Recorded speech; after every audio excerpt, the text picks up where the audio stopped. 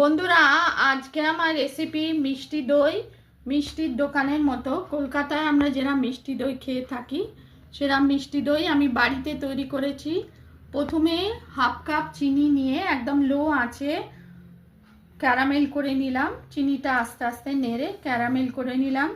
তারপর অন্য গ্যাসে আমি হাফ লিটার দুধ নিয়ে আরও হাফ কাপ চিনি নিয়ে দুধের সঙ্গে ঘন করলাম, আর গুঁড়ো দুধ দিলাম, ছোটো এলাইচি দিয়েছিলাম। এরপর ওই ক্যারামেল এর মিশ্রণটাকে এই দুধটাকে এই পরের দুধ যে মিশ্রণটা করলাম সেই মিশ্রণের সঙ্গে মিশিয়ে ঘন করতে লাগলাম। ঘন করে তারপর যে জল ঝরানো টক দই আগে থেকে আমি করে রেখেছিলাম, জল ঝরানো টক দইটা সেই দুধের সঙ্গে মিশিয়ে দিলাম।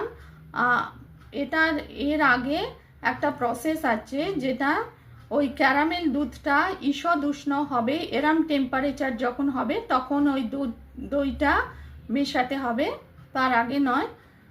ঈষৎ উষ্ণ যখন টেম্পারেচার আঙুল সমানে যাবে সেরম অবস্থায় দইটা মেশাতে হবে। তারপর মিশ্রণটা আমি ওই ছোট ছোট ভাঁড়ে ঢেলে তারপর প্রিহিটেড ওভেনে আমি 10 মিনিটের জন্য প্রিহিট করেছি, মানে ভাঁড়গুলোয় কভার করে 10 মিনিটের জন্য লো আছে আমি ভাপিয়ে নিয়েছি। তৈরি হলো মিষ্টি ভাপা দই। তারপর এটা ঠান্ডা করে ফ্রিজে সারা রাত্রির আমি রেখেছিলাম চাপা দিয়ে। আপনাদের সামনে প্রেজেন্ট করছি, এটা ফ্রিজে ছিল। দেখুন মিষ্টি দই।